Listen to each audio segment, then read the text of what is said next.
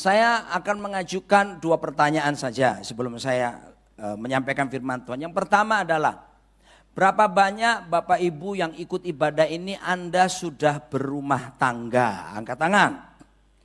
Sudah punya pasangan? Oke, tolong lebih tinggi lagi supaya saya lihat jelas. Puji Tuhan, ya. Iya. 30-40%. Sekarang saya ingin tahu berapa banyak Anda yang single. Artinya Anda belum menikah, tapi Anda kepingin menikah. Gitu ya. Tolong angkat tangan. Belum menikah tapi rindu menikah. Angkat tangan, gak apa-apa. Yang tinggi, yang ini lebih tinggi lagi. Biarlah yang lain melihat, puji Tuhan, ternyata dia belum menikah Tuhan. Oh Yesus, let your kingdom come and thy will be done on me as it is in heaven. Gitu ya, siapa tahu. Wah, itu lebih baik ketemu di sini daripada di tempat diskotik. Ya, di rumah Tuhan itu indah, saudaraku. Oke, nah begini, saya akan memulai lebih dulu dengan rencana Tuhan. Apa yang saya sampaikan ini tentu berguna bagi suami istri yang sudah berkeluarga, tapi juga berguna bagi mereka yang belum menikah. Nah, saya akan mulai dengan sorotan Tuhan pertama kali menciptakan manusia. Yang diciptakan pertama kali itu adalah laki-laki. Nah, saya harus beritahu Bapak Ibu, kata laki-laki itu di Alkitab ada 2 pengertian. Yang pertama yang namanya laki-laki itu disebut sebagai source, sumber. Ya, bapak-bapak Anda itu sumber. Ya, sumber keuangan buat istrimu dan anak-anakmu. Bapak-bapak harus jadi sumber sukacita, bukan sumber stres. Ada seorang doktor di UI membuat disertasi doktornya dan dia lulus cum laude. Saya tertarik sekali, saya baca dan dia membuat penelitian bahwa ini dokter psikologi ya. Stres itu ditularkan dari pemimpin, termasuk dari suami ke bawah. Misalnya begini, di kantor bos lagi stres. Lalu panggil Anda manajer atau katakanlah direktur. Coba sini. Ini laporannya udah selesai. Waduh belum Pak. Saya nggak mau tahu besok pagi. Ini sudah jam 4 sore nih. Besok pagi jam 8 laporanmu harus sudah selesai di meja saya. Kerjakan. Duh saudaraku. Stres. Bosnya yang sudah stres.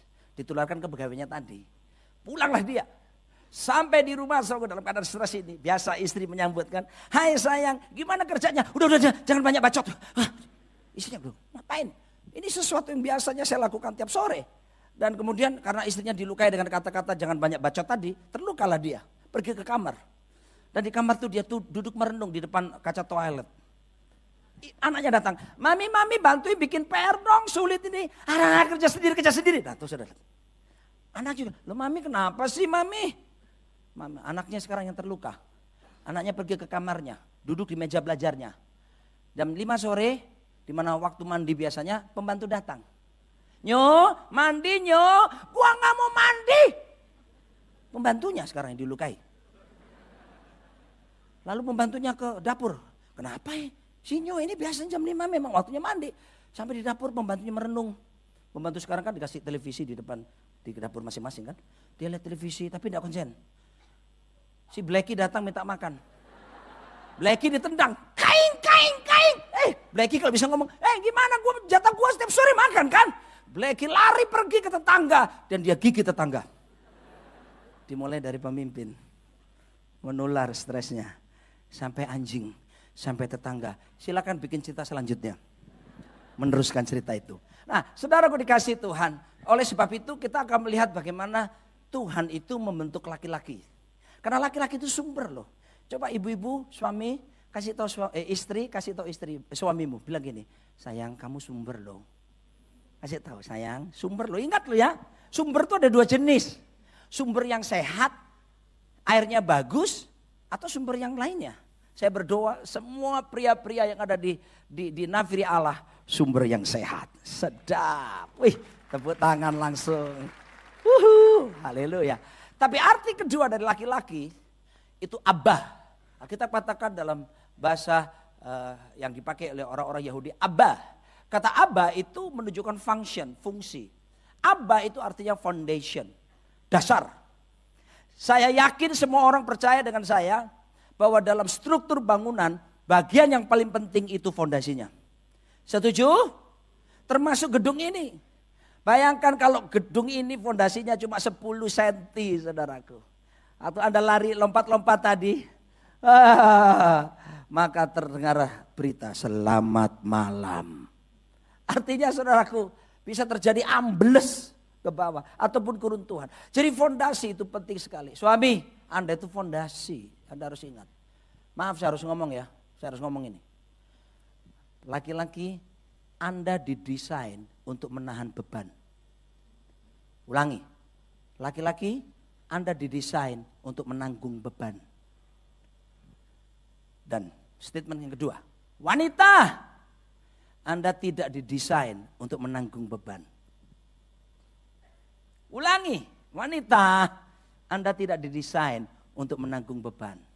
Oleh sebab itu saya paling gemes kalau ketemu suami-suami yang suka melemparkan tanggung jawab ke istri. Ketika suami mudah melemparkan tanggung jawab kepada istri, dengar saya, istrimu gampang stres. Jangan lihat saya dengan mata seperti itu. Beri saya senyuman yang seharusnya sudah bisa berikan kepada saya. Karena saya harus melayani di sini 5 kali hari ini. Belum ditambah Prisma tadi sekali. 6 kali hari ini. Menurut para ahli khotbah, 1 jam khotbah sama dengan 8 jam mencangkul. Anda bisa bayangkan. Pak Jimmy, nanti jangan lupa ada refleksi atau apa semua. Ya, meja khusus di sana ya, bagi hamba Tuhan yang all day long melayani. Untung gak ada kebaktian all night long, all night. Kok gak buka-buka Alkitab sih Pak Roni? Saya cuma ingatkan, tolong lagi ibu-ibu bilang sama suamimu begini. Atau siapapun laki-laki di sini, supaya yang belum menikah juga sadar. Ya, kasih tahu pertama, semua laki-laki yang di sebelahmu kasih tahu gini, 1, 2, 3, kamu sumber loh, kasih tahu 1, 2, 3.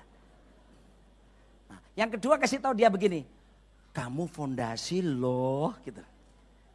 Coba kasih tahu, kamu fondasi. Nah, fondasi itu perlu keren atau enggak? Iya, fondasi itu enggak perlu keren. Mana ada fondasi di batik? Mana ada fondasi diukir? Enggak ada ceritanya. Gedung ini bangunnya, wah diukir dulu, panggil pemahat dari Bali. Mau bikin apa? Diukir, digambar-gambar dulu, terus ntar ditimbun tanah-tanah. What? Enggak, namanya fondasi itu yang diberi kekokohannya. Pria, kita itu yang paling utama bukan performance kita. Bukan nampak luarnya. Pria, Tuhan mau kalian bangun yang di dalam. Bukan yang kelihatan ini. Bukan berarti nggak boleh berdandan, nggak boleh pakai jas, pakai dasi. Gue juga pakai kan, pakai sepatu. Saya berusaha ya tampil yang ya. Tapi ini bukan yang utama karena kita fondasi. Makanya pria itu dituntut lebih. Kita itu diminta kekuatannya membangun ke dalam. Nah, Alkitab menunjukkan, saya akan ngomong pria lebih dulu ya. Ada 5 hal yang harus ada pada setiap pria. Baru Anda disebut pria yang sesungguhnya. Anda bisa berjenis kelamin pria, tapi Anda ternyata bukan pria yang sesungguhnya. Jangan bangga karena jenis kelaminmu. Banggalah karena kamu punya fungsi yang tepat seperti yang Tuhan rencanakan. Our God is the God of the purpose. Tuhan kita Tuhan yang bertujuan. Menciptakan kita dengan tujuan. Jadi kalau orang cuma karena bangga laki-laki, maka seringkali dia pakai kekuatan okolnya. Kekerasan. Ya, lu mau apa? Kita sama-sama laki. Nah, maunya gitu terus. Nggak ada di sini, saya cerita di kutub utara sana. Bagian pedalaman yang diam dalam gua-gua, tepi jurang 500 meter, perempatan jalan Gang Buntu. Nggak ada yang tersinggung kan? Nah, sekarang laki-laki. Anda yang merasa laki-laki seperti saya, berjenis kelamin laki-laki, silakan lambaikan tangan. Semoga tidak ada yang bingung. Wah, laki-laki atau perempuan ya? Semoga tidak ada yang operasi di sini. Saya kaget waktu saya ke Pattaya. nonton pertunjukan itu. Cantik-cantik. Tapi saya sudah kasih tahu.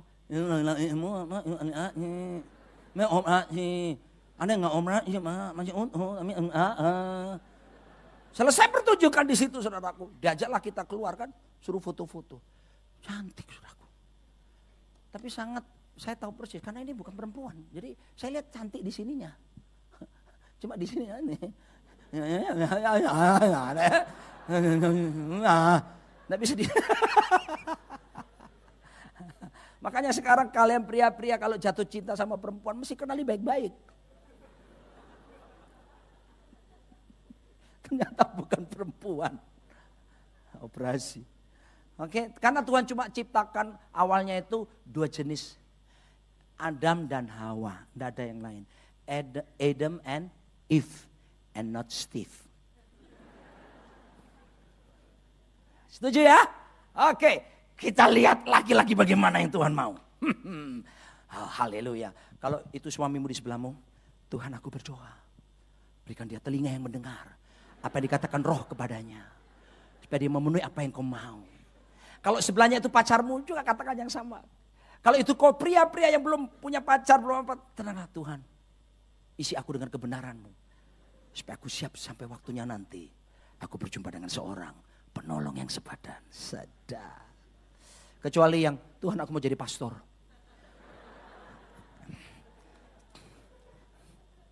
Kita lihat dalam Kejadian pasal yang kedua. Di manakah laki-laki diciptakan.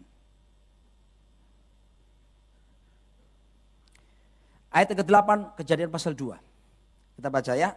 1, 2, 3. Selanjutnya Tuhan Allah membuat taman di Eden di sebelah timur. Disitulah ditempatkannya manusia yang dibentuknya itu. Jadi pertama kali pria itu dibuat di mana saudara? Eden. Taman Eden. Eden itu artinya presence, hadirat. The presence of God, hadiratnya Tuhan. Luar biasa laki-laki. Kita ini asal muasalnya dicipta Tuhan, di hadirat Tuhan.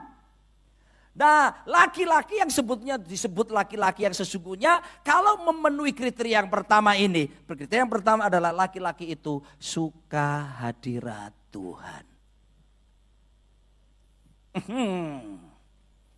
Berbahagialah istri-istri yang suaminya mencintai hadirat Tuhan. Karena pertama kali justru diciptakan di situ. Kekuatan hadirat Tuhan itu yang dipentingkan. Tolong anak-anak muda, cewek-cewek yang belum menikah dengar saya. Kamu ketemu seorang pria, dia bisa punya uang banyak. Dia bisa punya kendaraan mewah-mewah, Ferrari 6, Lamborghini 7. Becak 12, gak pernah puas kan? Tapi tatkala kamu lihat dia tidak cinta hadirat Tuhan, jangan gampang, karena kamu tidak akan mengalami sorga dalam rumah tanggamu.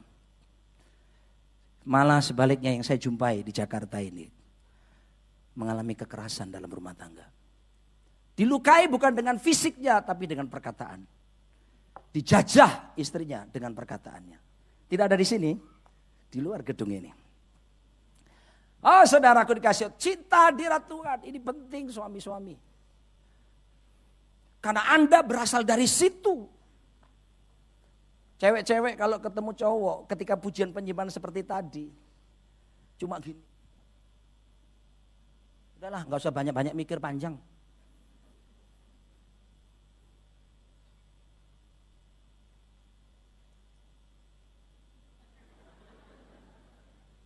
Kalau nggak cinta hadirat Tuhan berisiko. Nah kebanyakan orang-orang itu berpikir begini. Nanti kalau aku sudah menikah dengan dia, maka pasti dia akan berubah. Saya mau beritahu saudara. Pertama yang diciptakan Tuhan itu bukan keluarga. Yang pertama yang diciptakan Tuhan itu single. Pribadi. Bukan keluarga langsung ada. Pribadi dulu Adam sendiri. Lalu dibuatlah dari Adam, dari turun usuk Adam, wanita. Jadi jangan berpikir bahwa gak apa-apa pacaran gini, gue tahu gini. Ntar kalau menikah pasti dia berubah. Tidak. Kami pernah melayani saudaraku, dan ini bukan cuma sekali 2 kali. Bagaimana pengakuan muncul dari seorang wanita, seorang istri yang menangis di depan saya dan istri saya. Kata suaminya kasar, ngomongnya pedas, nggak pakai tangan. Tapi pernah kejadian sesekali ya. Tapi yang paling banyak pedasnya. Ternyata waktu kami ngobrol, sang istri ngomong, sebetulnya saya sudah lihat Pak waktu pacaran. Saya lihat dia kasar, egois, menang sendiri. Makanya kalau mau ada orang mau menikah, saya selalu ajak konseling, saya tanya gini, pernah berantem enggak? Pernah konflik enggak? Enggak pernah Pak. Wah, saya bilang saya doakan supaya konflik. Loh Pak, Roni kok begitu doanya? Iya, supaya terkerti. Bagaimana meresponi, menyelesaikan konflik kalau semua serba munafik, ditutupi waktu pacaran. Mana ada orang pacaran saudaraku waktu makan bersama? Enggak ada kan? Menikah baru. Mana ada orang pacaran laku enak-enak berdua gitu. Bret, enggak ada kan? Semua ditahan sampai pucet gini. Begitu menikah saudara lihat. Satu selimut. Terus tidurnya pantat memantat lagi. Yang satu diet. Istrinya Tuhan Yesus tolong.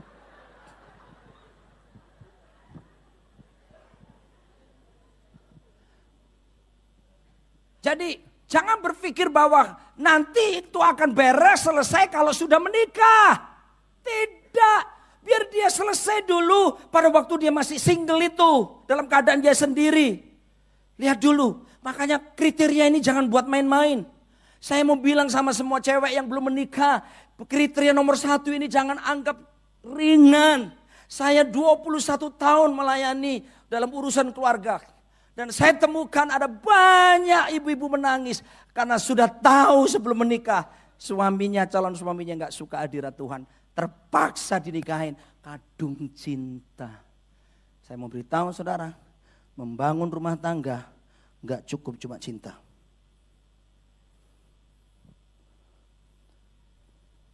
Ada amin? Amin, amin, amin. Aminnya yang tulus, ikhlas dong. Gak cukup, cinta itu gak cukup. Walaupun cinta itu dahsyat. Tapi cinta, Alkitab bilang.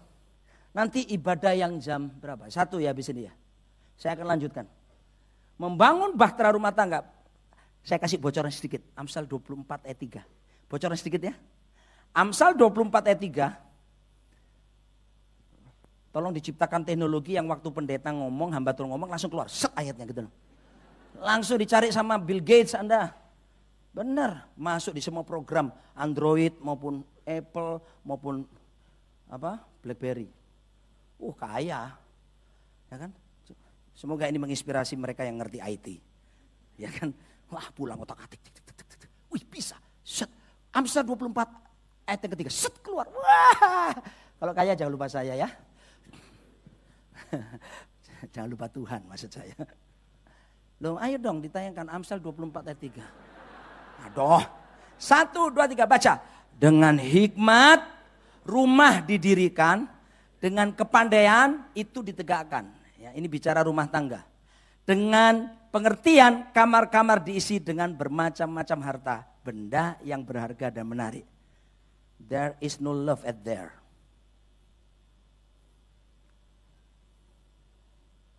Halo? And also there is no sex at there. Bagaimana penjabarannya? Ikuti ibadah yang jam 1. Anda akan bisa mengerti. Oke, jadi perlu hadirat Tuhan. Wow. Aduh. Coba F.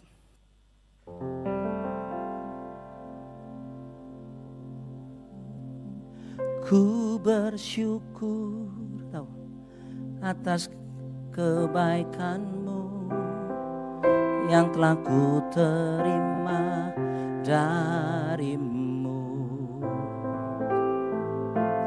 Namun tetap diriku merasa haus dan rindu akan Engkau.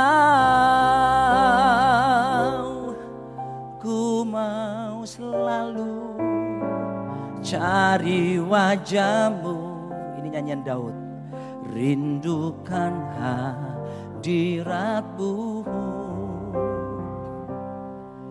Hanya Engkau Tuhan yang sanggup memuaskan diriku.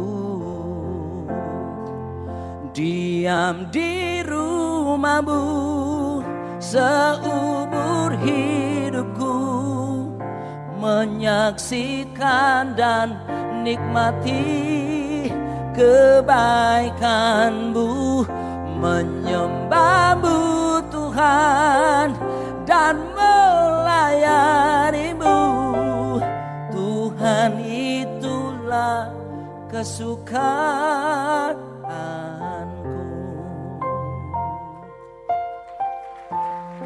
Pertama, mesti cinta hadirat Tuhan. Jangan seperti ini. Kebanyakan saya temukan cewek-cewek, tapi ini di Amerika, bukan di Jakarta. Lalu ketemu cowok, dia pergi meninggalkan gereja. Lalu ketemu cowok di luar gereja sana, di klub-klub mereka. Ya, lalu kemudian mulai lihat cowok ganteng keren, tinggi gagah, six pack, not like me the whole pack, or one big pack. Wow, keren, tongkrongannya keren, punya bisnis keren. Dia so sweet. Ini cowok. Lalu kemudian kita jadian sama dia, lalu kemudian kita seret dia. You must go to the presence of God. Come on, ayo, kamu harus pergi ke hadirat. Kita seret dia karena kita berpikir kalau kita seret dia masuk ke hadirat Tuhan maka semuanya beres. Tidak.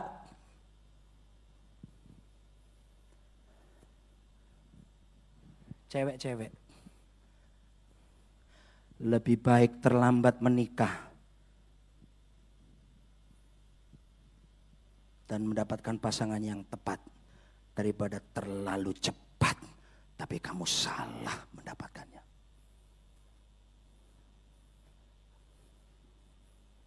Beberapa wanita di sini dalam hatinya berkata, itu saya, Pak. Tuhan berkuasa memulihkan engkau yang seandainya dalam kondisi itu. Tapi kalau sudah tahu risikonya besar seperti itu, ngapain kita harus berani bayar risiko? Makanya jangan cuma gunakan afektifnya, perasaannya tok. Aduh, asik deh. Aduh. Pakai ini. Kognitif. Pegang kepala semua, cewek-cewek pegang kepala. Bilang pakai ini dong. Balance. Oke, bapak-bapak cintai hadirat Tuhan. Laki-laki cintai hadirat Tuhan. Ya, oke, yang kedua, apa syaratnya? Nah, ini dia. Laki-laki baru disebut laki-laki kalau kriteria kedua ini ada padanya. Ya, kita lihat ayat yang Kejadian pasal 2 ayat 15. Kejadian pasal 2 ayat 15. Tuhan Allah mengambil manusia itu dan menempatkannya dalam Taman Eden untuk apa? Mengusahakan dan memelihara taman itu. Jadi di Taman Eden ini Adam itu bukan cuma kasih nama binatang, yuk gua kasih nama zebra, gajah, ini enggak. Tuhan bilang bukan cuma itu, di Taman Eden harus diusahakan, dipelihara. Artinya pria baru disebut pria yang sesungguhnya kalau dia bekerja. Anak muda laki-laki belum punya pekerjaan, pacaran. Gimana sih? Banyak minta mama, mau apa? Mau traktir si noni gua. Malu dong, malu. Kerja. Kalian harus tahu, saya harus berbicara jujur. Banyak anak muda sex before marriage. Karena usianya belum waktunya. Belum punya pekerjaan, belum punya tanggung jawab. Mereka cuma gunakan perasaan emosinya. Mereka hubungan seks sebelum nikah. Banyak-banyak yang hancur. Belum matang. Saya lebih senang mencegah daripada mengobati. Pilih mana saudaraku? Pilih mana? Di tepi jurang saudara berkata, jangan! Atau saudara menyediakan ambulans sudah di dasar jurang. Pilih mana? Saya lebih memilih di pinggir jurang berkata, jangan! Daripada menyediakan ambulans tapi di dasar jurang. Makanya saya ngomong sama 3 anak saya. Yang satu laki-laki 20 tahun. Yang 2 gadis 18 tahun. Yang 3 remaja 12 tahun, wanita juga. Saya bilang, saya ajari mereka ini. Sehingga mereka, saya berdoa, mereka jangan mengalami hal-hal yang tidak benar. Tapi waktu Tuhan terjadi. Pak, kalau senang sama seseorang, siapa yang mau nyalakan? Kita punya perasaan, boleh senang dong. Tapi pakai ini juga dong. Amin. Your body will follow your decision. Tubuhmu mengikuti keputusanmu. Membuat keputusan jangan karena berdasarkan perasaan. Membuat keputusan harus dipikir masak-masak. Ini yang kita ajarkan sama anak-anak kita. Makanya di gereja di mana saya mengembalakan, kami bikin sebuah tindakan khusus anak-anak muda.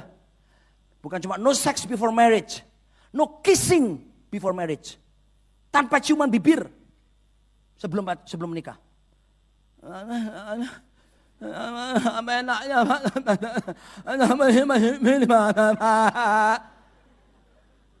Saya tanya kepada ibu-ibu yang punya anak-anak gadis. Dan anak saya gadis 18 tahun. Yang nomor 2. Yang kedua, yang 3 12 tahun. Saya tanya sama mereka.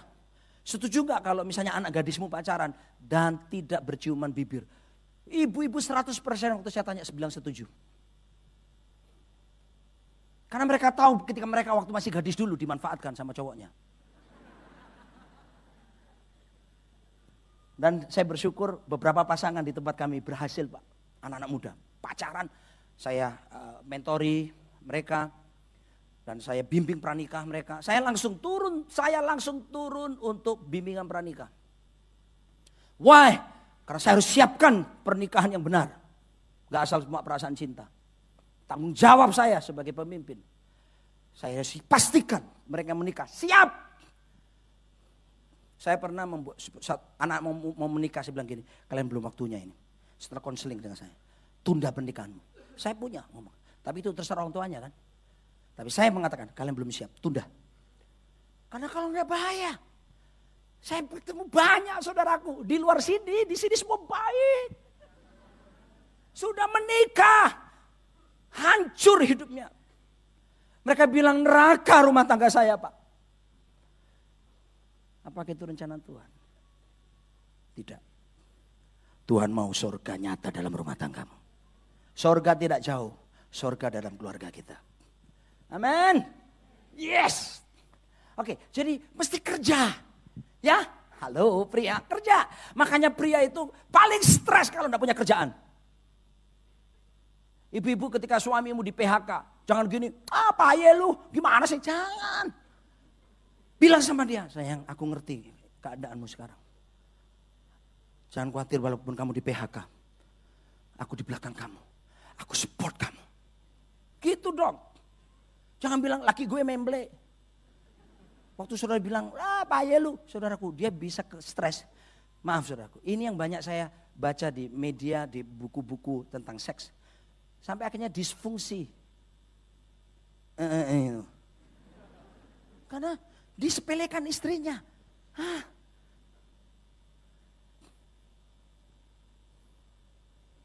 Halo? Is there anybody home? Yang ketiga sekarang, selain punya kerjaan. Haleluya. Yang ketiga, saya cepat saja ya. Waktu saya tinggal 15 menit. Kok cepat sekali sih Pak di sini Pak? Aduh. Padahal saya masih butuh waktu panjang ini. Belum yang wanitanya. Oke. Yang ketiga ya. Yang ketiga itu seorang laki-laki, dengar cewek-cewek, dengar istri-istri. Seorang laki-laki yang bisa to cultivate atau menumbuh kembangkan pasangannya. Suami, begitu kamu nikahi istrimu, jangan pikir sudah, yang penting dia udah bersamaku. Enggak, kamu punya tugas baru, tumbuh kembangkan istrimu supaya maksimal. Lihat potensinya, lihat karunia-nya, lihat talentanya, lihat bakatnya. Karena engkau punya tanggung jawab untuk membuat talenta, bakat, potensi, dan karunia dia bertumbuh pesat. Jangan seperti falsafah Jawa berkata begini, saya ada turunan Jawa ya. Wedok bojo, kowe iku tugas memek telu M. Apa iku Mas? 3M. Apa iku masak, macak, mana? Macak itu dandan, make up. Ya, Masak, biasa masak. Mana melahirkan. Aduh enggak tambah 2M yang selanjutnya. M selanjutnya apa? Modiar. Yang terakhir apa? Mate. Bukan. Tugas suami buat istrimu ciptakan atmosfer keluargamu supaya dia bertumbuh. Bukan cuma bertumbuh ke samping badannya. Tapi potensinya. Itu laki-laki punya tugas. Tuhan berkata kepada Adam, beranak cuculah, bertambah banyak, penuhilah bumi, taklukkanlah, subdue it. Lalu dia berkata, have dominion, berkuasalah. Bukan atas manusia lo berkuasa ini, atas ciptaannya yang lain. Saya punya istri satu-satunya. Harus jelas, sekarang banyak pendeta istrinya lebih. Ada banyak pendeta selain punya istri wanita lebih dari satu, ada yang mencintai pelayanannya lebih daripada istrinya. Sehingga banyak istri-istri hamba Tuhan. Pilu rasa hatiku. Lagunya Panjaitan Bersaudara. Lama dulu.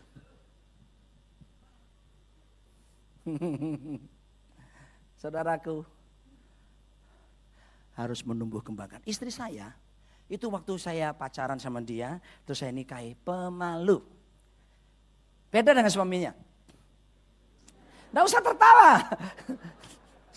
Saya menyadari siapa diri saya. Kalau foto karakter aku kuning 6, istriku ungu 6. Wow, Anda tahu. People oriented saya, dia task oriented. Jadi, tapi saling melengkapi. Dia tuh nggak bisa ngomong depan orang seperti ini, nggak bisa, malu. Dia pilih pelayanan sekolah minggu sama anak-anak kecil. Saya lihat, tapi anak ini punya potensi. Sampai satu kali ada hamba Tuhan dari Singapura, keturunan India, seorang nabi bernubuat. Ketika saya masih di Mataram, Pulau Lombok ya, saya 13 tahun melayani di Mataram, 13,5 tahun. Kamu bukan cuma seorang istri gembala. Kamu seorang pembicara, kamu pengajar. Tuhan akan pakai kamu berkhotbah, mengajar. Wih, saya tuh kok aneh, kok enggak seperti yang kelihatan di depan mata. Waktu saya tahu terima nubuatan itu, saya belikan buku-buku. Saya ajarin istri saya ajak ikut seminar-seminar, saya ajak pelayanan. Dan saya mulai melatih dia. Hari ini saya beritahu saudara, dia diundang kemana-mana, termasuk ke Nafiri Allah. Nggak usah tepuk tangan.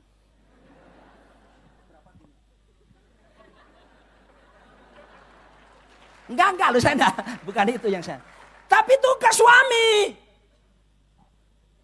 Lihat potensinya apa istrimu. Jangan matikan potensinya. Lalu cuma kamu di rumah aja ya.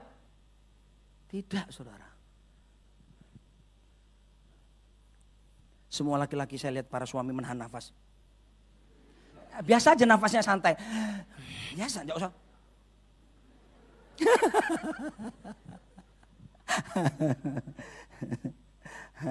Mari suami kita ambil nafas lebar-lebar panjang. Ibu-ibu semua berkata, teruskan Pak Roni, teruskan Pak Roni. Terus. Yang keempat, yang bagaimana yang diinginkan oleh Tuhan untuk laki-laki. Ini penting juga yang belum menikah loh ya.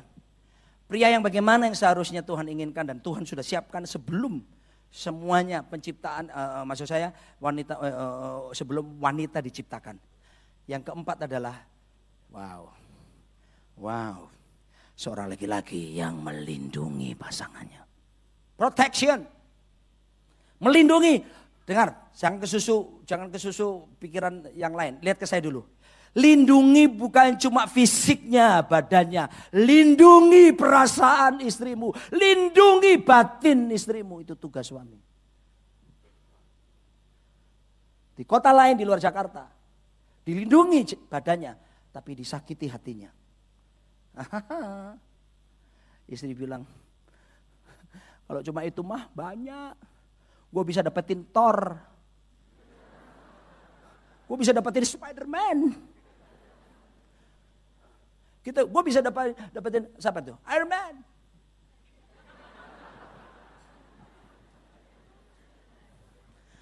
Gue butuh suami yang bisa jaga hati gue. Ngerti perasaan gue. Jangan dilukai. Makanya Tuhan kasih kamu fisik lebih besar. Lebih kuat. Walaupun saya tinggi sama dengan istri saya. I don't know why. Mau testing di Akabri gak bisa. Gak lulus ketinggian. Makanya saya kalau jalan sama cewek dulu sebelum bertobat. Minder yang tinggi-tinggi itu. Gimana jalannya? Aduh rasanya merubah jalan. Ada apa? Sekarang sudah disembuhkan. Gambar diri sudah sembuh pulih. Tenang. Istri saya bilang gini. Sayang pakai high heel. Jangan kamu kasihan dong. Emangnya kenapa? Aku jadi lebih bangga kan ketika kita jalan. Istriku lebih tinggi. Jadi sekarang dia gak malu pakai high heel. Nah kalau saya pakai high heel gimana dong jalannya? Gini aja. Gak bisa. Gue laki-laki malu ya sudah berapa senti aja deh. Lindungi. Di rumah saya itu banyak anak-anak muda suka datang ya. Anak-anak KGC. Kalau datang bisa 20 anak sekaligus. Saya tinggal di apartemen. Luasnya apartemen 110 meter persegi. Tipe L4. Lu lagi. Jadi saya bilang sama anak-anak muda. Itu anak-anak muda di tempat kami. Itu masa pertumbuhan semua. Itu kalau makan nasinya Pak. Puk. Jadi setiap ke rumah satu kulkas habis. Saya bilang sama mereka. You can touch everything in my house. Except one. Do not touch my wife. Do not touch my daughter.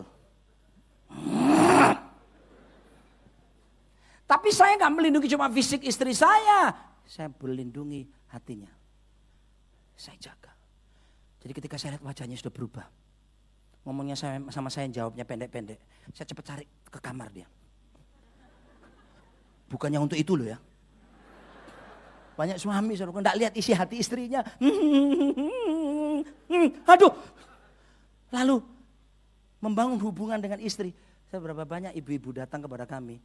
Ngomong begini, Pak, saya ini istri atau pelacur sih Pak? Kenapa Bu? Suami saya enggak ngerti. Cuma mau dipuaskan seksnya. Saya lagi capek, saya lagi gini. Kasar, menyuruh begini.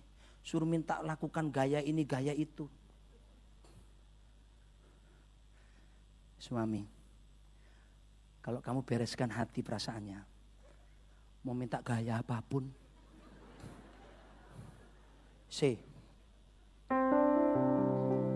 dia akan nyanyi lagu ini. Ku kan terbang tinggi, tak kembali lagi.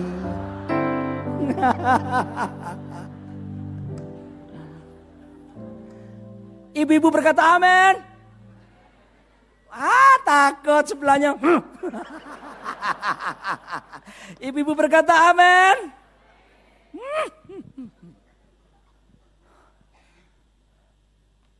Jaga hatinya. Begitu saya tahu bahwa dia lagi marah, lagi tidak enak hati, saya tarik ke kamar. Saya kunci kamar saya. Jangan bertengkar di depan anak-anakmu. Saya kunci.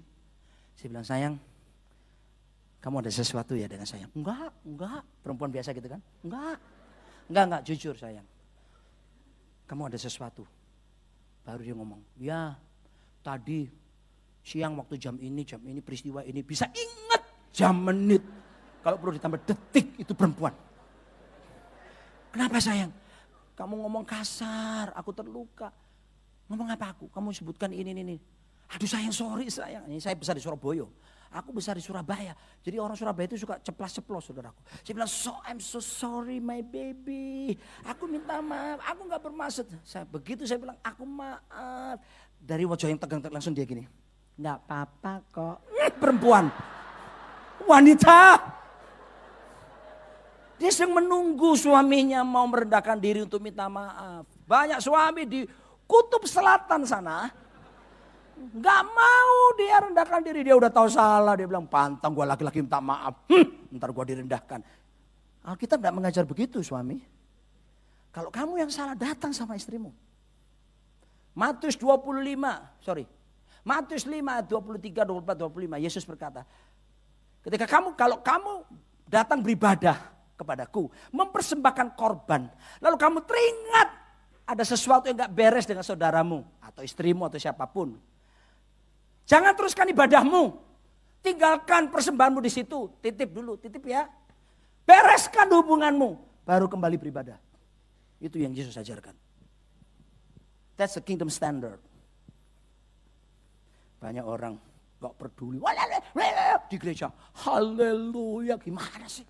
Tuhan bilang, munafik. Muka nabi pikiran kotor, munafik.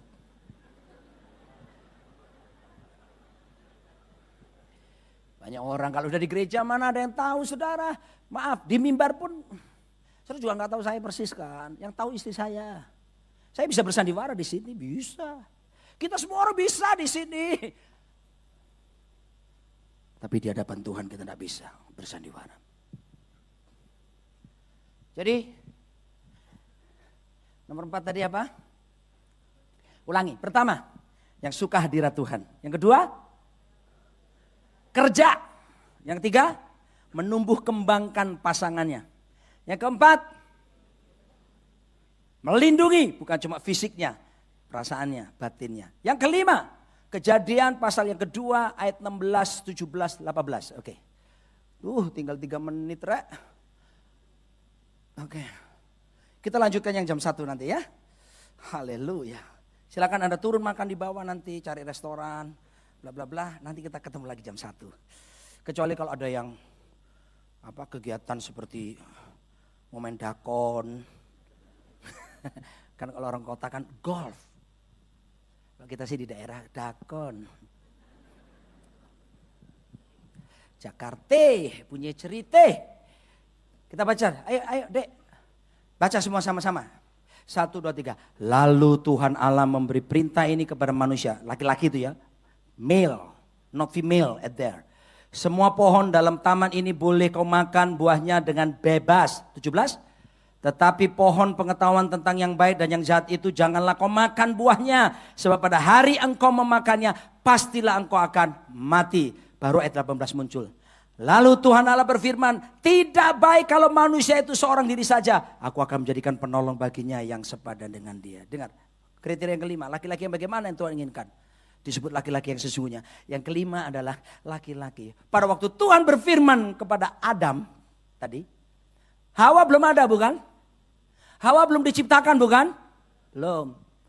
Jadi apa maksud firman ini? Laki-laki kelima yang Tuhan inginkan, syarat yang kelima adalah laki-laki yang cinta firman Tuhan. Yang padanya ada firman. Nah, cuma baca Alkitab pas ikut ke gereja. Cuma ke gereja tok seminggu sekali. Itu pun pendetanya ngajak baca. Kalau enggak ya enggak baca. Gimana sih? Kan enggak berat toh. Enggak berat kan? Ini ketentuan surgawi. Ini God's standard. Alkitab bilang seek first the kingdom of God and righteousness. And all these things shall be added to you. Cari dahulu kerajaan Allah serta kebenaran. Semua akan ditambahkan. Jadi kedepankan dulu kebenaran, firman Tuhan. Ini bisa dipakai untuk mengambil keputusan bisnis. Mengambil keputusan apapun. Dasarnya firman. Ini. Saudara, ketika kamu punya firman, wow. Kamu punya pengharapan, kamu punya keyakinan, kamu punya kemenangan, kamu punya masa depan. Ini bukan bicara positive thinking. Di luar banyak pengajaran positive thinking, but not the word of God. Positive thinking itu cuma sesuatu yang baik dalam ukuran manusia, tapi tidak menghasilkan skala kekekalan. Firman Tuhan mengatakan, langit bumi akan berlalu, perkataanku tidak mungkin akan berlalu. Positive thinking bisa berlalu. But my words shall not pass away. Penuhi laki-laki. Makanya tiap hari baca Alkitab. Sekarang kan Tuhan sediakan teknologi, kita punya HP. Easy down, install dengan Alkitab suara juga ada sekarang. Oke, sambil setir mobil. Nyalain beli CD-nya atau download di HP-mu. Kasih headset, denger. Denger. Firman Tuhan berkata, iman datang dari pendengaran. Pendengaran akan firman Tuhan.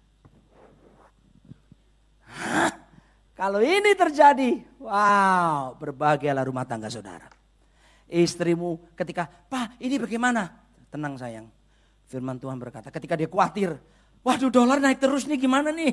Aduh gimana dong? Suaminya berkata, sayang, Alkitab berkata, segala perkara dapat kutanggung dalam Dia yang memberi kekuatan kepadaku. Sah. Coba kalau istri ngomong, sayang dolar naik terus gimana nih? Iya ya, gimana ya? Kita gimana? Ya sudahlah, mampuslah kau sama-sama. Tidak, suami. Kamu punya firman. Kamu yang harus bicara pada istrimu. Baru, nah ini dia. Niko, come forward. Saya kenal dia baik sejak dia muda. Sejak dia remaja. Ya. Dia tinggal di Singapura. Desember kita ketemu ya. Sini Niko. Saudara, ini anggaplah ini Adam sebelum Hawa dicipta. Ya. Oke, perhatikan. 5 kriteria ini Tuhan mau ada pada setiap laki-laki. Begitu 5 kriteria ini ada pada laki-laki itu, baru ayat 18 tadi ngomong, Kejadian pasal 2. It's not good for man to be alone. Gak baik laki-laki sendirian. Setelah ada 5 kriteria. Jadi dengan kata lain, dengar baik-baik laki-laki perempuan di sini.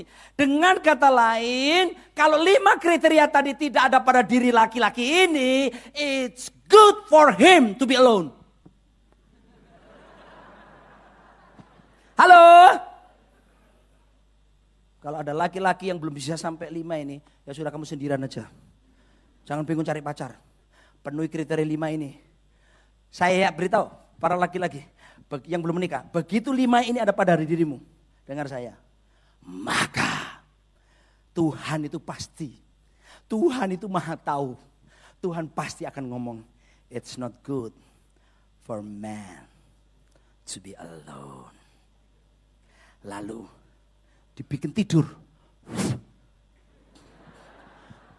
Saudara lihat itu, kerumitan membuat wanita. Wanita itu walaupun makhluknya secara fisik lebih lemah, tapi proses pembuatannya nggak mudah. Harus dibius dulu. Ini teknologi bius pertama terjadi di Taman Eden.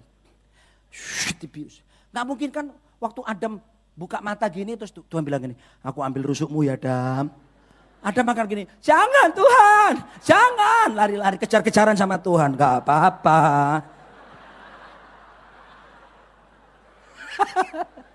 Tuhan bilang, lalu diambilnya rusuk. Tulang rusuk salah satu. Saya tidak ada kelainan. I'm normal. Oke, ini main ilustrasi. Diambil dari tulang rusuknya. Loh, tidur kok. Diambil. Lalu kemudian dibangunkannya seorang wanita. Wow. Begitu cep, buka bes. Setelah apa? 5 hal tadi. Kan 5 hal pada Adam. Musik lembut sudah mau selesai. Di belakang sudah gini-gini. Terakhir saya khawatir kalau mereka gini. Jangan ya, ntar laporin Pak Yosia loh. Adam kan kasih nama binatang, kumpulannya kan binatang. 5 hal yang ada pada dirinya. Terus dia lihat gini,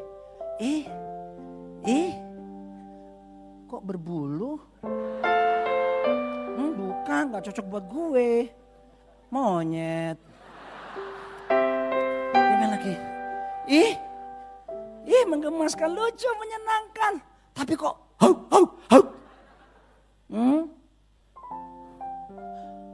Dogi.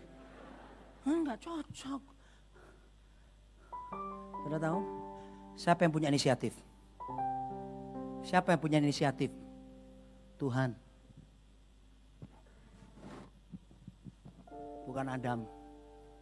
Tidak ada bukti di situ. Adam nggak tahu kok. Makanya Tuhan berinisiatif dibuatnya perempuan. Hei, pernikahan itu inisiatifnya Tuhan. Makanya cinta saja nggak cukup. Perlu ada beberapa hal. Nanti jam 1 saya jelaskan.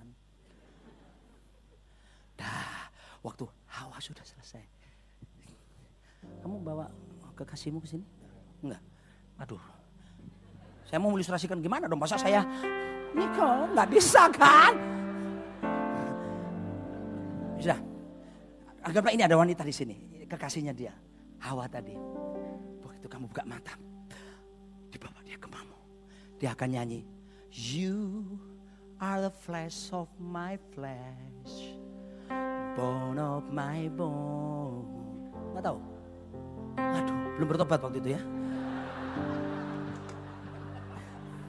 Kamu adalah tulang dari tulangku, daging dari dagingku. Diambil dari mana? Rusuk. Bukan dari tulang kaki untuk diinjak-injak. Bukan dari tulang kepala untuk jadi bos. Lalu laki-laki diatur sama perempuan istrinya. Tapi dari rusuk. Dekat di jantungnya. Untuk dilindungi dan dicintai. Selamat siang. Tuhan Yesus memberkati Anda semua.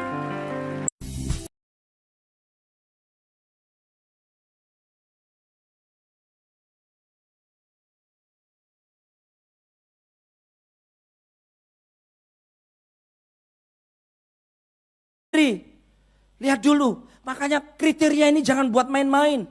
Saya mau bilang sama semua cewek yang belum menikah, kriteria nomor 1 ini jangan anggap ringan. Saya 21 tahun melayani dalam urusan keluarga. Dan saya temukan ada banyak ibu-ibu menangis karena sudah tahu sebelum menikah suaminya, calon suaminya gak suka hadirat Tuhan. Terpaksa dinikahin, kadung cinta. Saya mau beritahu saudara, membangun rumah tangga gak cukup cuma cinta.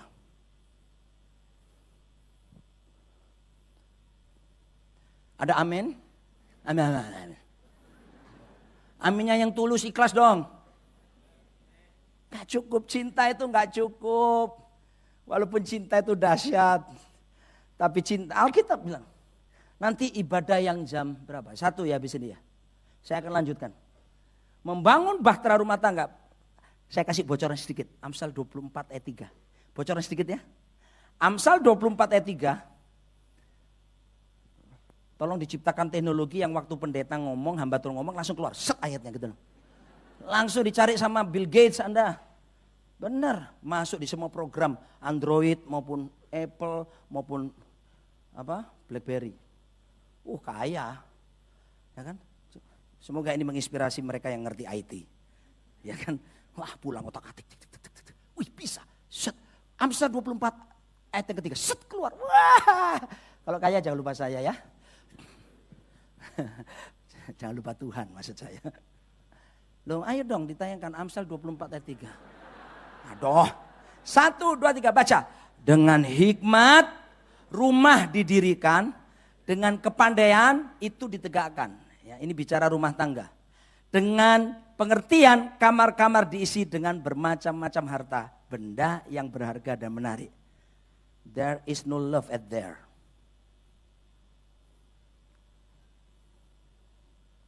Halo? And also there is no sex at there. Bagaimana penjabarannya? Ikuti ibadah yang jam 1. Anda akan bisa mengerti. Oke, jadi perlu hadirat Tuhan. Wow. Aduh. Coba F.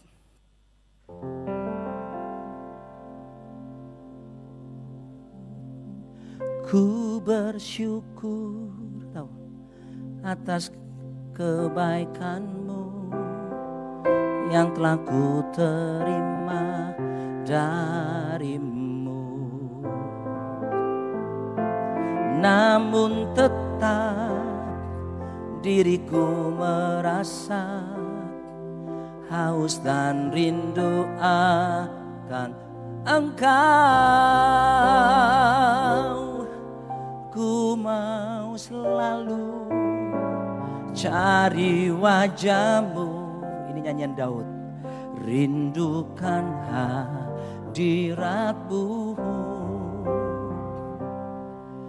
Hanya Engkau Tuhan yang sanggup memuaskan diriku. Diam di rumah-Mu seumur hidupku menyaksikan dan nikmati kebaikan-Mu, menyembah-Mu Tuhan dan melayani-Mu. Tuhan, itulah kesukaanku.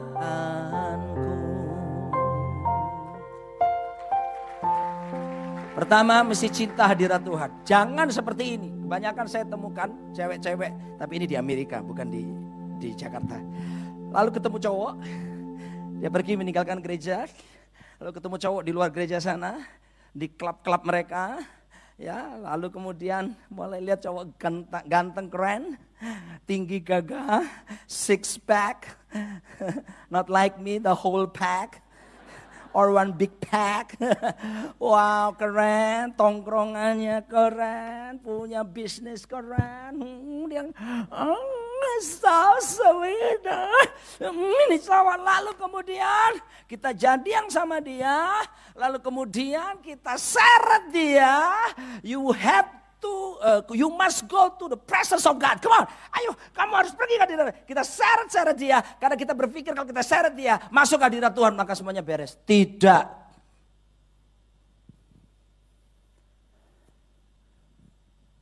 Cewek-cewek, lebih baik terlambat menikah dan mendapatkan pasangan yang tepat daripada terlalu cepat tapi kamu salah mendapatkannya.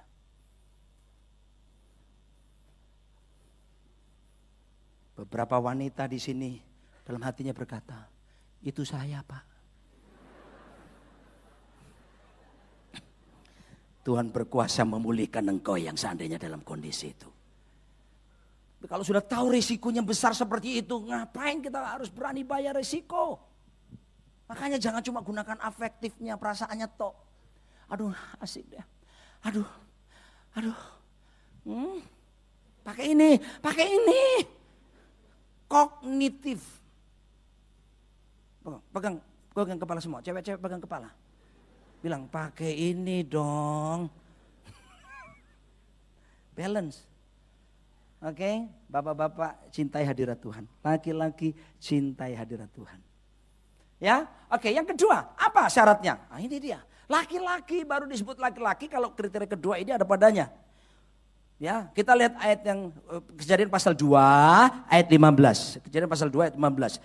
Tuhan Allah mengambil manusia itu dan menempatkannya dalam Taman Eden untuk apa? Mengusahakan dan memelihara taman itu. Jadi di Taman Eden ini Adam itu bukan cuma kasih nama binatang, gua kasih nama zebra, gajah, ini enggak. Tuhan bilang bukan cuma itu, di Taman Eden harus diusahakan, dipelihara. Artinya pria baru disebut pria yang sesungguhnya kalau dia bekerja.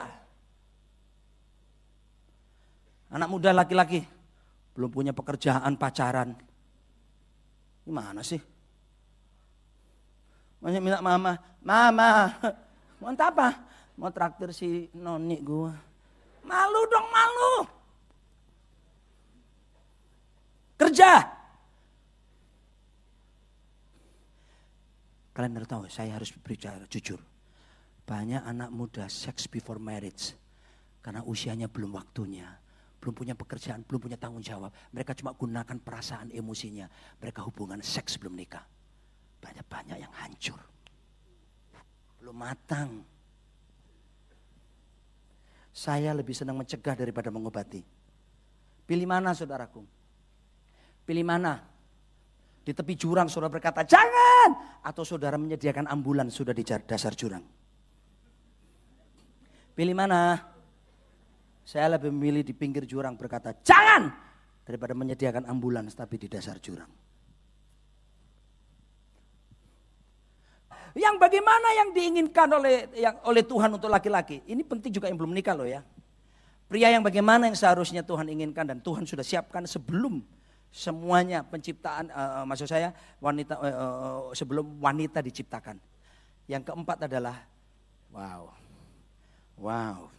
seorang laki-laki yang melindungi pasangannya. Protection. Melindungi. Dengar, jangan kesusu pikiran yang lain. Lihat ke saya dulu. Lindungi bukan cuma fisiknya, badannya. Lindungi perasaan istrimu. Lindungi batin istrimu. Itu tugas suami. Di kota lain di luar Jakarta. Dilindungi badannya. Tapi disakiti hatinya. Istri bilang, kalau cuma itu mah banyak. Gue bisa dapetin Thor. Gue bisa dapetin Spider-Man. Gue bisa dapetin siapa tuh? Iron Man.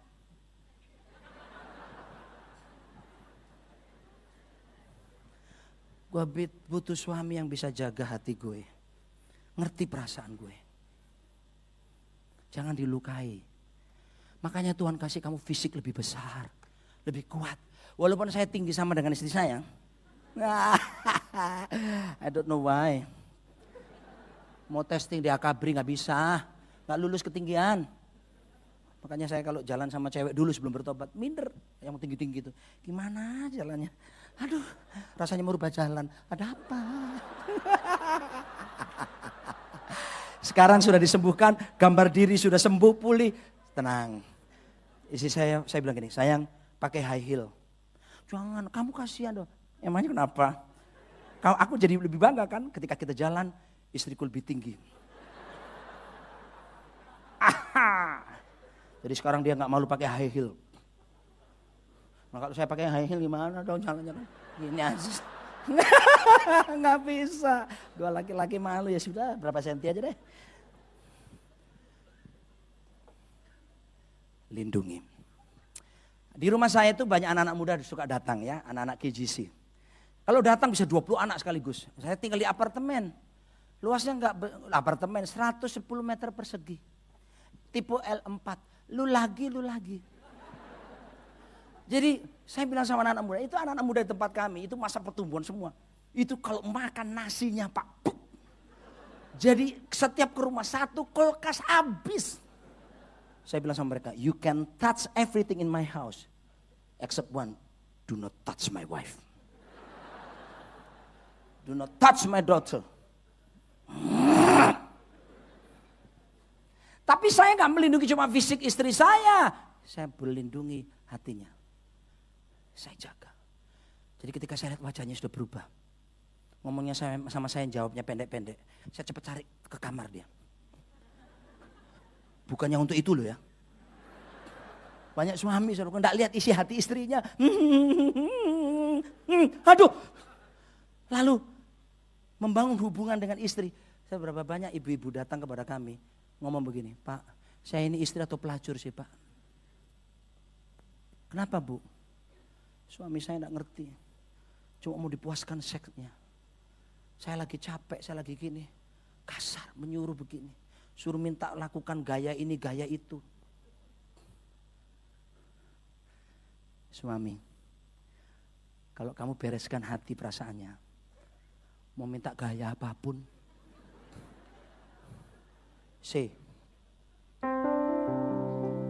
Dia akan nyanyi lagu ini. Ku kan terbang tinggi, tak kembali lagi.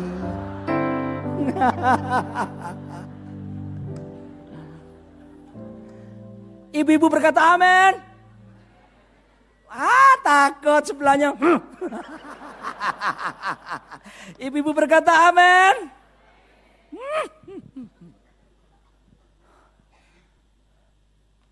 Jaga hatinya.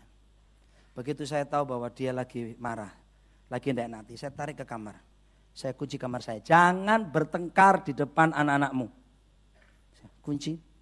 Saya bilang, sayang, kamu ada sesuatu ya dengan saya? Enggak. Perempuan biasa gitu kan? Enggak, jujur sayang. Kamu ada sesuatu. Baru dia ngomong, ya tadi siang waktu jam ini peristiwa ini. Bisa ingat jam menit. Kalau perlu ditambah detik itu perempuan. Kenapa sayang? Kamu ngomong kasar, aku terluka. Ngomong apa aku? Kamu sebutkan ini. Aduh sayang, sorry sayang. Ini saya besar di Surabaya. Aku besar di Surabaya. Jadi orang Surabaya itu suka ceplas-ceplos, saudaraku. Saya bilang, I'm so sorry my baby. Aku minta maaf, aku gak bermaksud. Begitu saya bilang, aku maaf. Dari wajah yang tegang langsung dia gini. Gak apa-apa kok. Perempuan. Wanita. Dia sedang menunggu suaminya mau merendahkan diri untuk minta maaf. Banyak suami di kutub selatan sana. Gak mau dia rendahkan diri, dia udah tahu salah. Dia bilang, pantang gue laki-laki minta maaf. Ntar gue direndahkan. Alkitab gak mengajar begitu suami. Kalau kamu yang salah, datang sama istrimu. Matius 5 ayat 23, 24, 25. Yesus berkata, kalau kamu datang beribadah kepadaku, mempersembahkan korban, lalu kamu teringat ada sesuatu yang gak beres dengan saudaramu, atau istrimu, atau siapapun. Jangan teruskan ibadahmu. Tinggalkan persembahanmu di situ. Titip dulu, titip ya. Bereskan hubunganmu, baru kembali beribadah. Itu yang Yesus ajarkan. That's the kingdom standard. Banyak orang gak peduli. Di gereja, haleluya. Gimana sih? Tuhan bilang, munafik. Muka nabi pikiran kotor, munafik.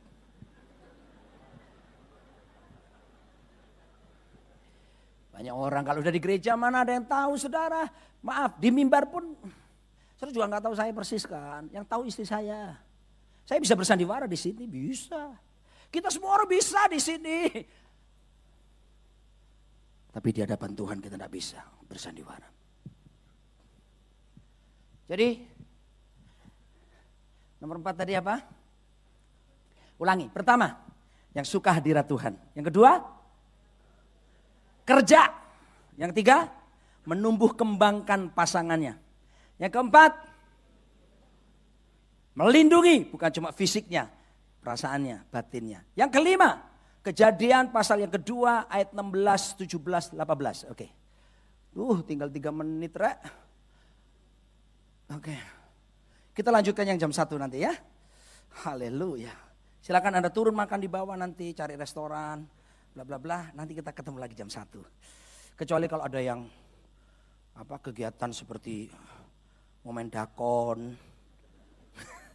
Kan kalau orang kota kan golf. Kalau kita sih di daerah dakon. Jakarta punya cerita. Kita baca. Ayo Dek. Baca semua sama-sama. 1, 2, 3. Lalu Tuhan Allah memberi perintah ini kepada manusia. Laki-laki itu ya. Male, not female at there. Semua pohon dalam taman ini boleh kau makan buahnya dengan bebas. 17. Makanya saya ngomong sama 3 anak saya. Yang 1 laki-laki 20 tahun. Yang 2 gadis 18 tahun. Yang 3 remaja 12 tahun. Wanita juga. Saya bilang, saya ajari mereka ini. Sehingga mereka, saya berdoa. Mereka jangan mengalami hal-hal yang tidak benar. Tapi waktu Tuhan terjadi. Pak, kalau senang sama seseorang, siapa yang mau nyalakan? Kita punya perasaan boleh senang dong. Tapi pakai ini juga dong. Amin. Your body will follow your decision.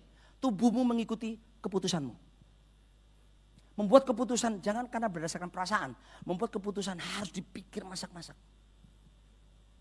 Ini yang kita ajarkan sama anak-anak kita. Makanya di gereja di mana saya mengembalakan, kami bikin sebuah tindakan khusus anak-anak muda. Bukan cuma no sex before marriage. No kissing before marriage. Tanpa ciuman bibir sebelum menikah.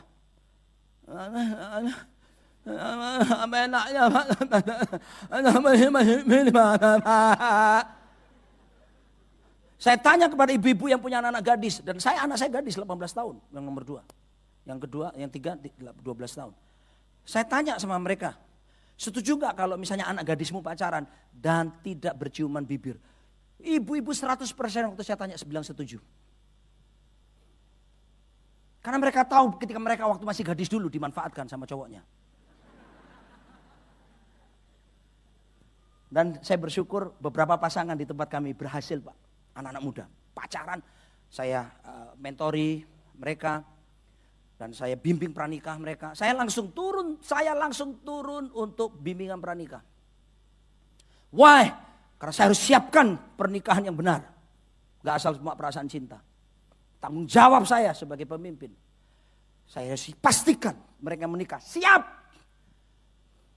Saya pernah membuat anak mau menikah, saya bilang gini, kalian belum waktunya ini.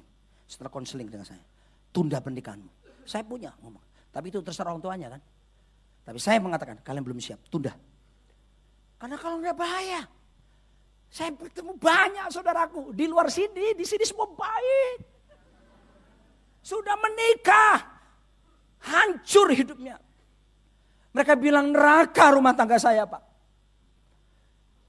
Apakah itu rencana Tuhan? Tidak. Tuhan mau surga nyata dalam rumah tanggamu. Surga tidak jauh, surga dalam keluarga kita. Amin. Yes. Oke, jadi mesti kerja. Ya, halo pria, kerja. Makanya pria itu paling stres kalau tidak punya kerjaan. Ibu-ibu ketika suamimu di PHK, jangan gini, apa ya lu, gimana sih, jangan. Bilang sama dia, sayang aku ngerti keadaanmu sekarang. Jangan khawatir walaupun kamu di PHK. Aku di belakang kamu. Aku support kamu. Gitu dong. Jangan bilang laki gue memble. Waktu saudara bilang, apa ya lu? Saudaraku, dia bisa stres. Maaf saudaraku, ini yang banyak saya baca di media, di buku-buku tentang seks. Sampai akhirnya disfungsi. Karena disepelekan istrinya. Hah?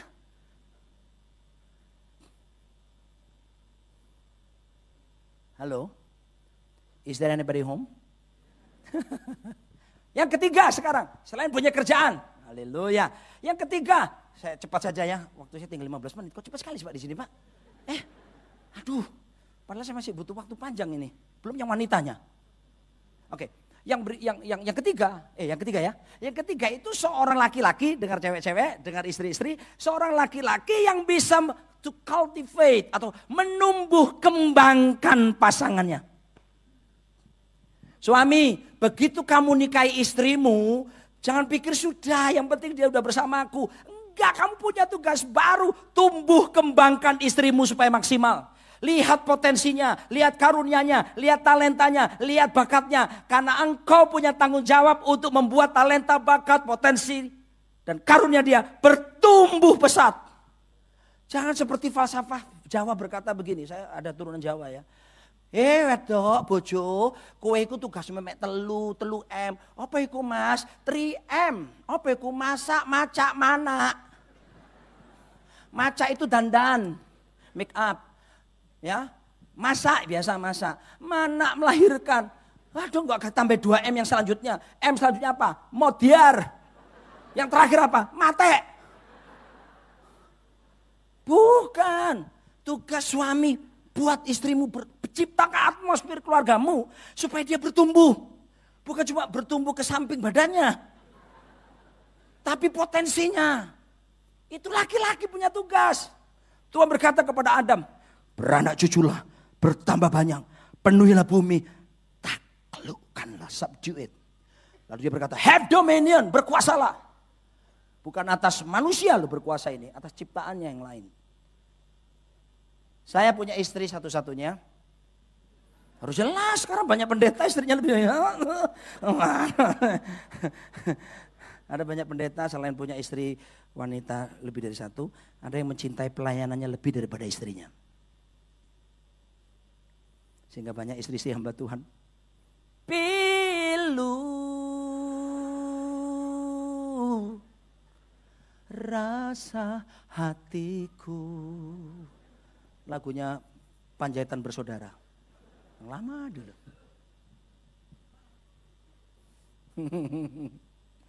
Saudaraku,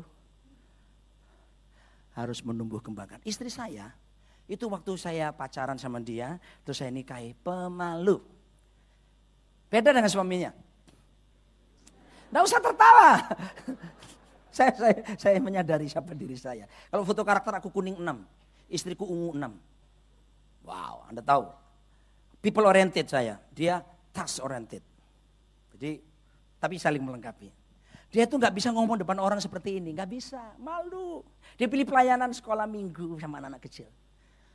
Saya lihat, tapi anak ini punya potensi. Sampai satu kali ada hamba Tuhan dari Singapura, keturunan India, seorang nabi bernubuat.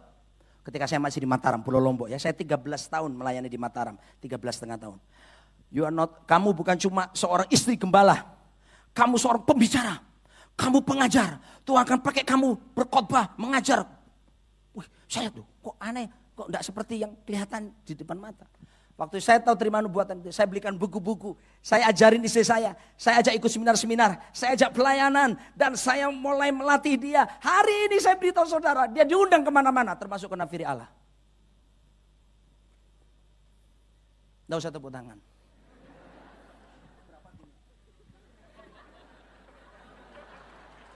Enggak loh, saya enggak, bukan itu yang saya. Tapi tugas suami. Lihat potensinya apa istrimu. Jangan matikan potensinya. Lalu cuma kamu di rumah aja ya. Tidak, saudara.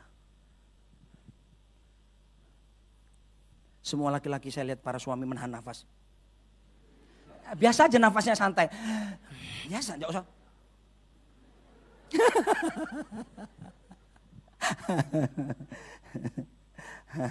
Mari suami kita ambil nafas lebar-lebar panjang. Ibu-ibu semua berkata, teruskan Pak Roni, teruskan Pak Roni. Terus. Yang keempat.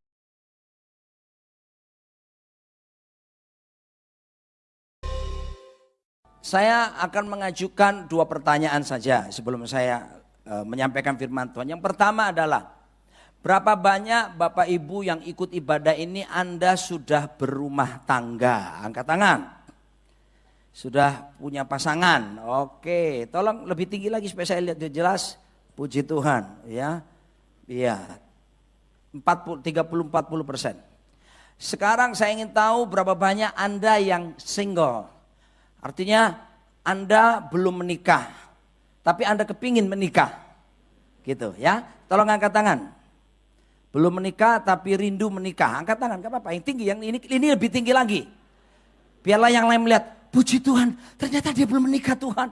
Oh Yesus, let your kingdom come and thy will be done on me as it is in heaven. Gitu ya, siapa tahu. Wah, itu lebih baik ketemu di sini daripada di tempat diskotik. Ya, di rumah Tuhan itu indah, saudaraku. Oke, nah begini, saya akan memulai lebih dulu dengan rencana Tuhan. Apa yang saya sampaikan ini tentu berguna bagi suami istri yang sudah berkeluarga, tapi juga berguna bagi mereka yang belum menikah.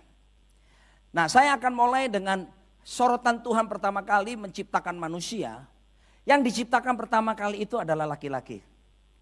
Nah, saya harus beritahu Bapak Ibu, kata laki-laki itu di Alkitab ada 2 pengertian.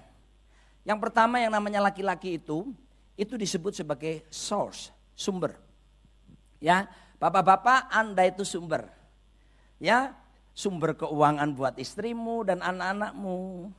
Bapak-bapak harus jadi sumber sukacita, bukan sumber stres. Ada seorang doktor di UI membuat disertasi doktornya dan dia lulus cum laude. Saya tertarik sekali, saya baca dan dia membuat penelitian bahwa ini dokter psikologi ya. Stres itu ditularkan dari pemimpin, termasuk dari suami ke bawah. Misalnya begini, di kantor bos lagi stres. Lalu panggil Anda manajer atau katakanlah direktur. Coba sini. Ini laporannya udah selesai. Aduh belum Pak. Saya nggak mau tahu besok pagi. Ini sudah jam 4 sore nih. Besok pagi jam 8 laporanmu harus sudah selesai di meja saya. Kerjakan. Duh, saudaraku. Stres.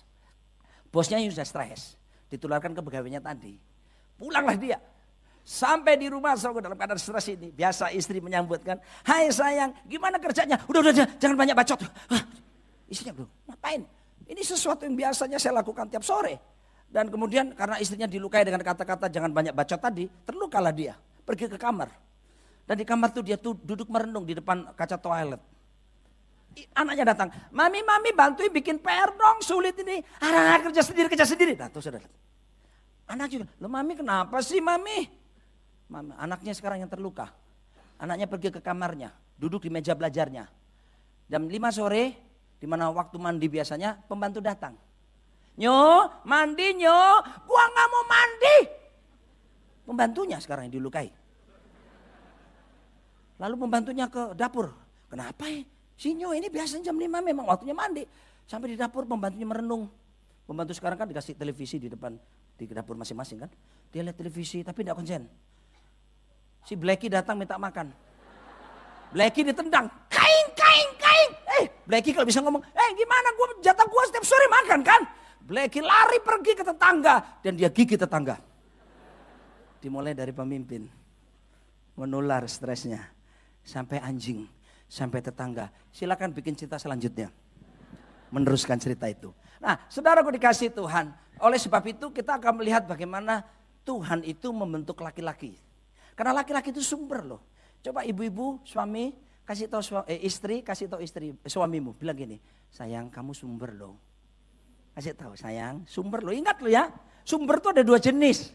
Sumber yang sehat, airnya bagus, atau sumber yang lainnya. Saya berdoa semua pria-pria yang ada di nafiri Allah, sumber yang sehat. Sedap. Wih, tepuk tangan langsung. Haleluya. Tapi arti kedua dari laki-laki itu abah. Kita katakan dalam bahasa yang dipakai oleh orang-orang Yahudi, abah. Kata abah itu menunjukkan function, fungsi. Abah itu artinya foundation, dasar. Saya yakin semua orang percaya dengan saya bahwa dalam struktur bangunan bagian yang paling penting itu fondasinya. Setuju? Termasuk gedung ini. Bayangkan kalau gedung ini fondasinya cuma 10 cm saudaraku. Atau Anda lari lompat-lompat tadi. Maka terdengar berita selamat malam. Artinya saudaraku bisa terjadi ambles ke bawah ataupun keruntuhan. Jadi fondasi itu penting sekali. Suami, Anda itu fondasi. Anda harus ingat. Maaf saya harus ngomong ya. Saya harus ngomong ini. Laki-laki Anda didesain untuk menahan beban. Ulangi. Laki-laki Anda didesain untuk menanggung beban. Dan statement yang kedua. Wanita, Anda tidak didesain untuk menanggung beban. Ulangi, wanita, Anda tidak didesain untuk menanggung beban. Oleh sebab itu saya paling gemes kalau ketemu suami-suami yang suka melemparkan tanggung jawab ke istri. Ketika suami mudah melemparkan tanggung jawab kepada istri, dengar saya, istrimu gampang stres. Jangan lihat saya dengan mata seperti itu. Beri saya senyuman yang seharusnya sudah bisa berikan kepada saya. Karena saya harus melayani di sini 5 kali hari ini. Belum ditambah Prisma tadi sekali. 6 kali hari ini. Menurut para ahli khotbah, 1 jam khotbah sama dengan 8 jam mencangkul. Anda bisa bayangkan. Pak Jimmy, nanti jangan lupa ada refleksi atau apa semua. Ya, meja khusus di sana ya, bagi hamba Tuhan yang all day long melayani. Untung gak ada kebaktian all night long, all night. Kok gak buka-buka Alkitab sih Pak Roni? Saya cuma ingatkan, tolong lagi ibu-ibu bilang sama suamimu begini.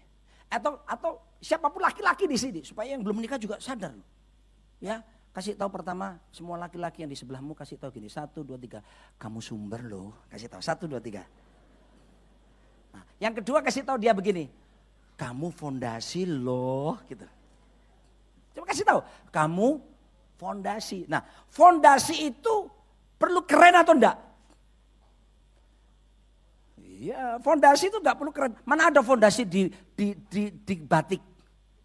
Mana ada fondasi diukir? Enggak ada ceritanya. Gedung ini bangunnya, wah diukir dulu. Panggil pemahat dari Bali. Mau bikin apa? Diukir, digambar-gambar dulu. Terus ntar ditimbun tanah-tanah. What?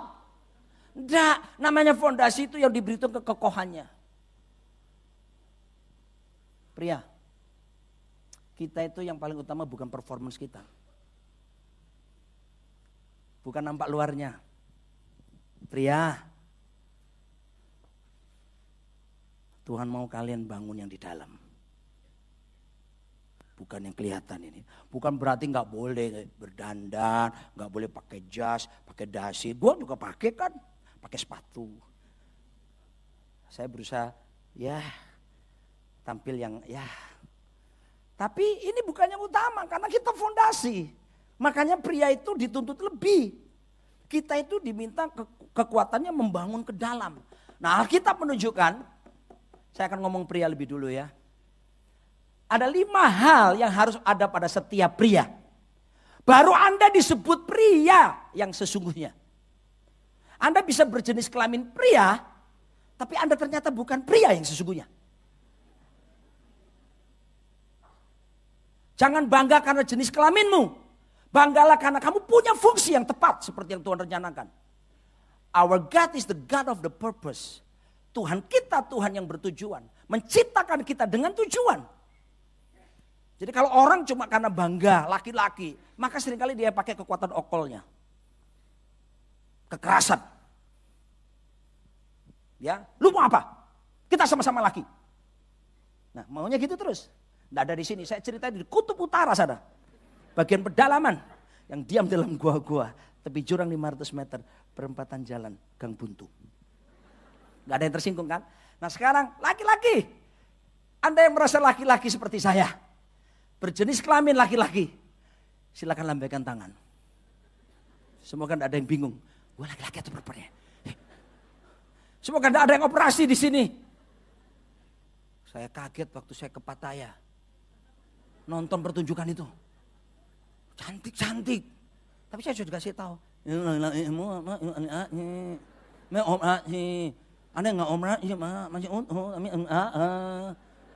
Selesai pertunjukan di situ saudaraku. Diajaklah kita keluar kan. Suruh foto-foto. Cantik saudaraku. Tapi sangat saya tahu persis karena ini bukan perempuan. Jadi saya lihat cantik di sininya. Cuma di sini aneh.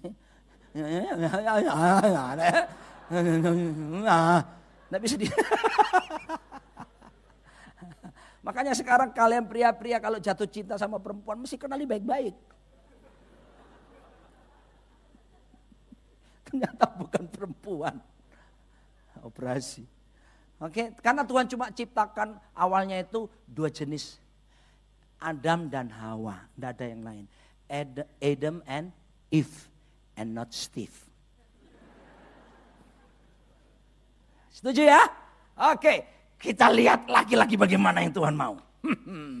Haleluya. Kalau itu suamimu di sebelahmu, Tuhan aku berdoa. Berikan dia telinga yang mendengar. Apa yang dikatakan roh kepadanya. Supaya dia memenuhi apa yang kau mau. Kalau sebelahnya itu pacarmu juga katakan yang sama. Kalau itu kau pria-pria yang belum punya pacar, belum apa, tenanglah Tuhan. Isi aku dengan kebenaranmu. Supaya aku siap sampai waktunya nanti. Aku berjumpa dengan seorang penolong yang sepadan. Sadar. Kecuali yang, Tuhan aku mau jadi pastor.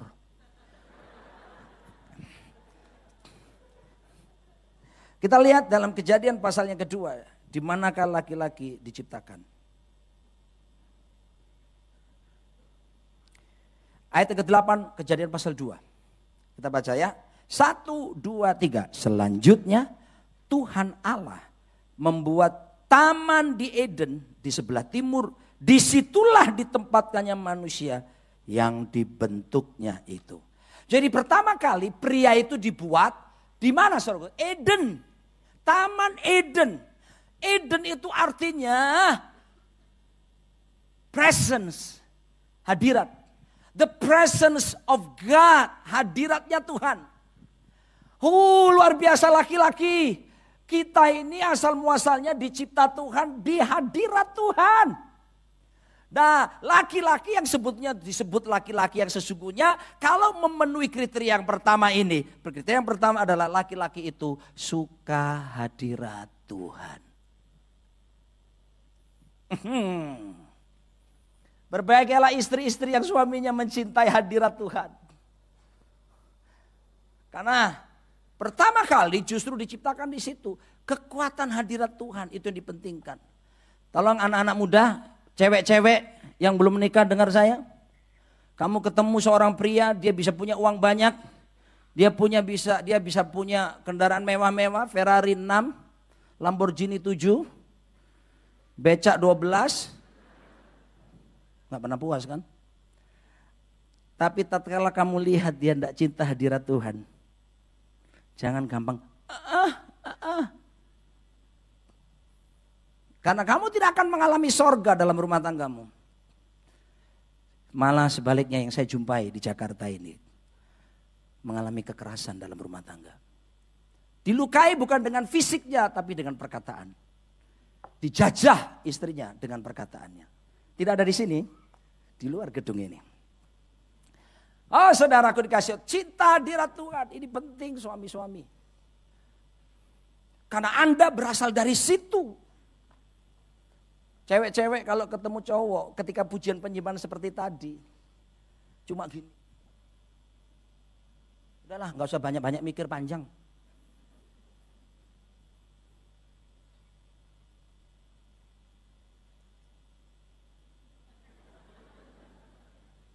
Kalau gak cinta hadirat Tuhan berisiko.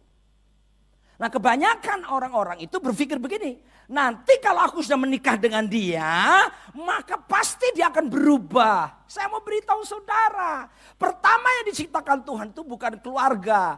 Yang pertama yang diciptakan Tuhan itu single. Pribadi. Bukan keluarga langsung ada. Pribadi dulu Adam sendiri. Lalu dibuatlah dari Adam, dari turun usuk Adam, wanita.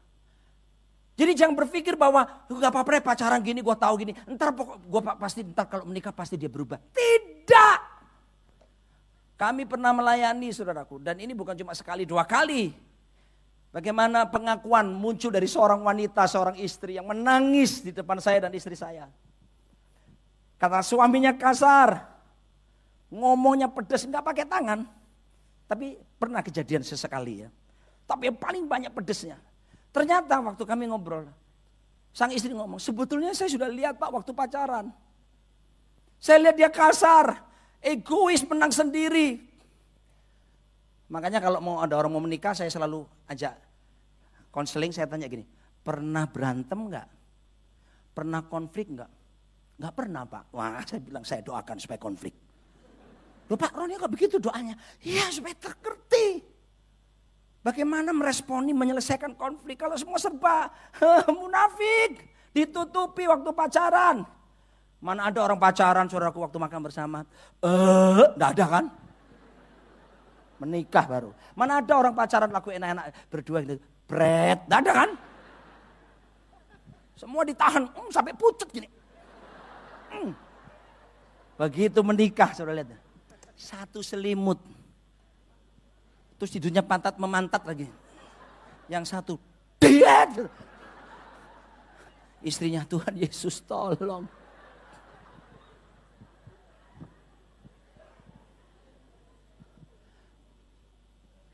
Jadi jangan berpikir bahwa nanti itu akan beres selesai kalau sudah menikah. Tidak. Biar dia selesai dulu pada waktu dia masih single itu. Dalam keadaan dia sendiri.